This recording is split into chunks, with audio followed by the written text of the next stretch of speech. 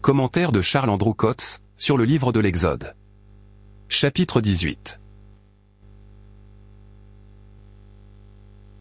Nous avons dans ce chapitre, un type intéressant de l'introduction des nations.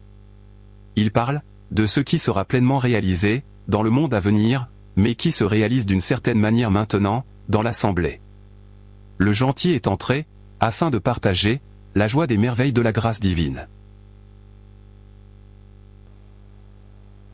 Et Jéthro, sacrificateur de Madian, beau-père de Moïse, apprit tout ce que Dieu avait fait à Moïse et à Israël son peuple, que l'Éternel avait fait sortir Israël d'Égypte.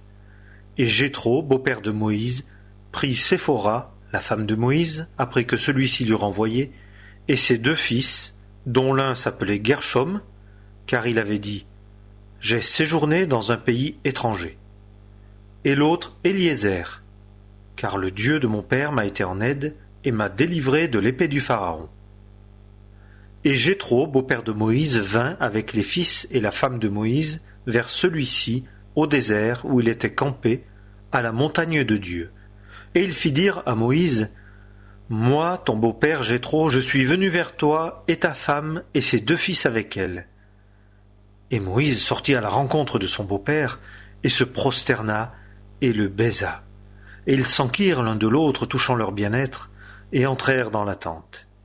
Et Moïse raconta à son beau-père tout ce que l'Éternel avait fait au Pharaon et à l'Égypte, à cause d'Israël, toute la fatigue qui les avait atteints en chemin, et comment l'Éternel les avait délivrés.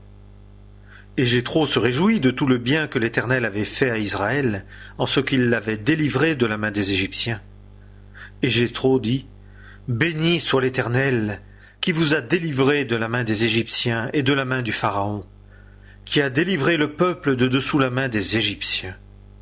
Maintenant je connais que l'Éternel est plus grand que tous les dieux, car en cela même en quoi ils ont agi présomptueusement, il a été au-dessus d'eux. » Et Jéthro, beau-père de Moïse, prit un holocauste et des sacrifices pour Dieu. Et Aaron et tous les anciens d'Israël vinrent pour manger le pain avec le beau-père de Moïse, en la présence de Dieu. Il est frappant de voir dans ce livre, que le gentil soit le premier à offrir un holocauste.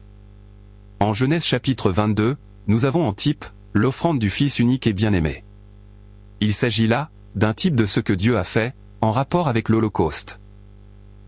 Mais ici, en Exode chapitre 18, nous voyons le gentil prenant sa place devant Dieu, dans la bonne odeur de l'holocauste, saisissant Christ, comme celui qui a été accepté de Dieu, dans sa personne et dans son sacrifice, comme fondement de toute bénédiction.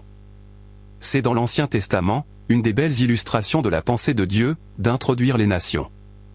Ce fut toujours sa pensée, que les nations se réjouissent avec son peuple. Romains chapitre 15, verset 10. Israël aurait dû comprendre par ceci, que la grâce devait déborder ses limites. Paul était ministre de Jésus-Christ auprès des nations, afin qu'elles soient amenées, comme étant acceptées, sanctifiées par le Saint-Esprit, dans toute la bonne odeur que Christ est pour Dieu. Dieu avait promis à Abraham, qu'il serait père d'une multitude de nations, et que toutes les familles de la terre seraient bénies en lui, c'est-à-dire, sur le principe de la foi. Nous voyons maintenant, que la nouvelle s'était répandue, de tout ce que Dieu avait fait à Moïse et à Israël son peuple, que l'Éternel avait fait sortir Israël d'Égypte. Elle fut entendue de Louis de la foi, et Jéthro vint, et se réjouit de tout le bien, que l'Éternel avait fait à Israël. Ceci s'applique sans doute, à un jour à venir. La prophétie parle beaucoup de l'entrée des nations, dans la bénédiction milléniale à venir, et nous en avons ici une figure. Lorsque Dieu délivrera Israël, l'Église sera mise à part, comme le fut Séphora. Ensuite, la nouvelle de ce que Dieu aura fait en délivrant Israël, se répandra parmi les nations, et elles seront bénies, en reconnaissant en Israël, la délivrance et le salut de Dieu. Nous voyons en Ézéchiel chapitre 37 à 39, que le nom de Dieu est connu parmi les nations, par la nouvelle qui leur est proclamée, de tout ce qu'il accomplit pour Israël, et de la destruction des ennemis de son peuple. Ésaïe chapitre 60 en donne le résultat. Les nations viennent, et reconnaissent la grande délivrance que Dieu a opérée en Israël. Elles apportent leur richesse et leur gloire. C'est de quoi nous avons ici, en Exode chapitre 18, comme une préfiguration. les nations viennent participer à la joie, résultant de ce que Dieu a fait pour Israël, et lui rendre gloire, pour sa grande délivrance. Elles seront bénies, en reconnaissant la place que Dieu a donnée à Israël, et elles apprendront à le connaître, en présence de ses voix à l'égard de son peuple. La reine de Shéba, venant pour se rendre compte de ce qu'était la sagesse de Salomon, typifie sans doute la venue des nations lors de l'établissement du royaume. Lorsque les nations viendront pour participer à la joie d'Israël, l'Église, représentée ici par Séphora, apparaîtra également sur la scène. Ainsi, ce chapitre nous donne une belle illustration de ce qui aura lieu dans le monde à venir. Israël jouissant d'une pleine délivrance, les nations, apprenant la nouvelle de ce fait, sont attirées pour considérer la part bénie de ce peuple, et pour rendre à Dieu ce qui lui est dû relativement à toutes ces choses. Israël et les nations sont en heureuse communion, et l'Église est dans la position céleste qui lui est propre, en relation avec le Libérateur. Tout ceci est opéré sur la base de la mort de Christ. D'où l'Holocauste et les sacrifices. Tout est célébré sur ce fondement. Il est frappant de voir qu'ici, c'est Jéthro qui offre les holocaustes et les sacrifices à Dieu. Il prend l'initiative. Aaron et tous les anciens d'Israël vinrent pour manger le pain avec le beau-père de Moïse, et non pas lui avec eux. Le gentil prend ici une place où il a la priorité sur Israël, ce qui semble correspondre au temps actuel. C'est un de ces traits particuliers de l'Ancien Testament qui projette la lumière sur les grandes pensées de Dieu concernant les nations. C'est un des écrits prophétiques. Romains chapitre 16, verset 26. La grandeur et le caractère de ces pensées divines aboutirent à leur résultat lorsque Paul fut envoyé aux nations, et que fut révélée la vérité touchant le mystère. Éphésiens chapitre 3, versets 5 et 6. Les anciens d'Israël mangeant le pain avec Jéthro, dans la présence de Dieu, font penser à la communion de l'Église de Dieu. Le juif, mangeant le pain de la communion avec le gentil, dans la présence de Dieu. Si le juif et le gentil sont amenés à être en communion maintenant, en participant l'un et l'autre à Christ, dans la présence de Dieu, la vérité touchant l'assemblée est mise en évidence. En Séphora, nous avons une figure de l'assemblée, dans sa vraie relation avec Christ. Nous l'avons vu en Exode chapitre 2, comme étant donnée à Moïse, pendant qu'il était exilé d'Israël. Elle eut un fils, dont le nom indiquait que Moïse était un exilé, un étranger. Elle a maintenant un autre fils, Éliézer, qui signifie « Dieu est une aide ». Il est bon de retenir ces deux noms, parce qu'ils doivent être caractéristiques de l'Église, pendant la période de la réjection de Christ. Nous avons à demeurer étrangers, et à compter sur la puissance de Dieu pour tout. Gershom signifie que Christ est rejeté, et que par suite, l'Église doit être étrangère ici-bas. Mais Éliézer indique que l'on peut compter sur l'aide de Dieu, pour maintenir et soutenir tout ce qui est pour Christ. Ainsi se révèle la véritable nature de la place et des espérances de l'Église en ce monde. Joseph aussi avait une épouse gentille et 2 fils.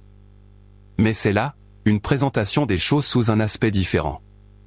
Manassé signifie oubli, car Dieu m'a fait oublier toute ma peine, et toute la maison de mon père. Éphraïm signifie double fertilité.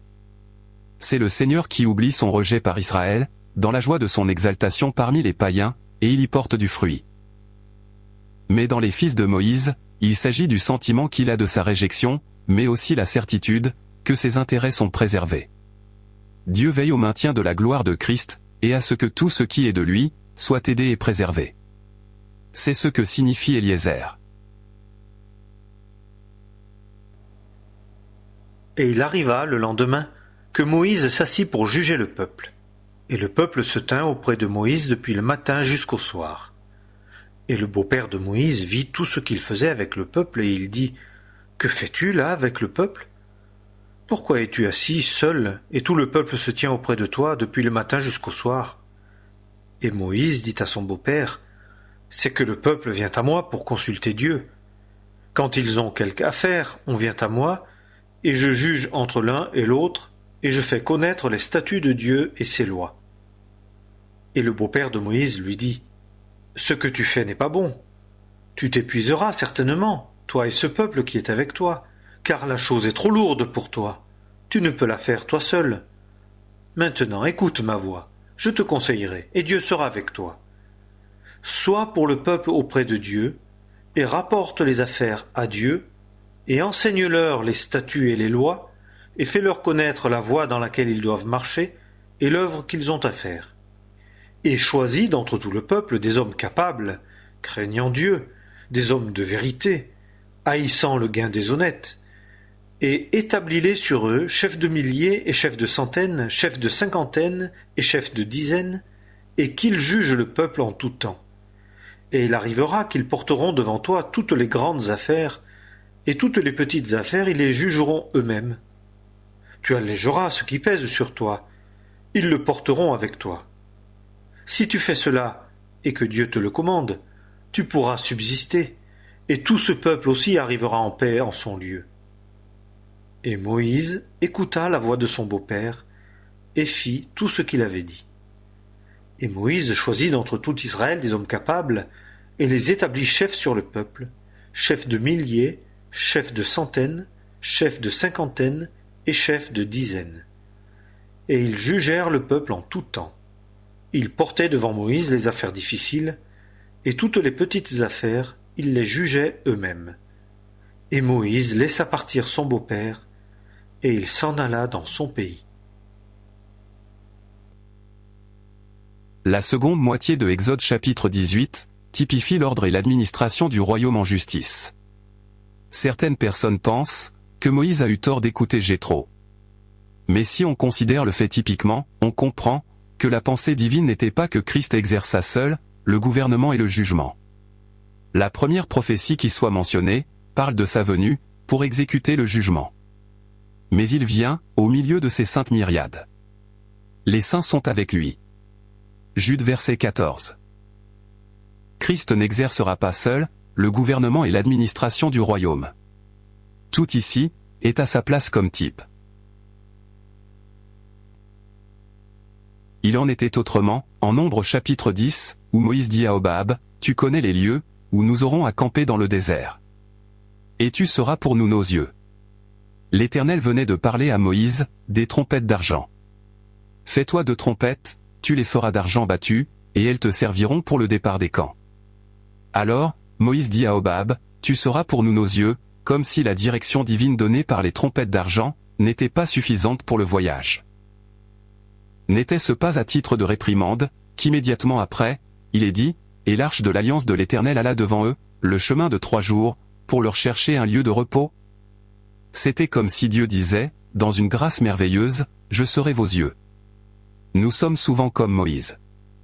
Nous pensons qu'il serait agréable d'avoir quelqu'un pour nous dire quoi faire et où aller. En Exode chapitre 18, le conseil de Jéthro a pour effet de tout mettre en ordre divin, selon la sagesse et la justice. Cette partie du livre se termine par un tableau du monde à venir, la bénédiction d'Israël. Les nations venant participer à la joie d'Israël. Une communion sainte et heureuse entre Israël et les nations. L'Église venant sur la scène, dans sa propre relation, et l'administration du royaume étant dans un ordre divin, chef de milliers, de centaines, de cinquantaines et de dizaines. C'est une figure du caractère de choses, auquel le Seigneur faisait allusion, quand il disait, « Vous aussi, vous serez assis sur 12 trônes, jugeant les 12 tribus d'Israël. » Matthieu chapitre 19, verset 28. De même en Luc chapitre 19, il nous est dit, que celui dont la mine a produit 10 mines, a autorité sur 10 villes, et celui qui a gagné 5 mines, est établi sur 5 villes. Tout cela fait partie de l'administration en justice du monde à venir, typifié en Exode chapitre 18.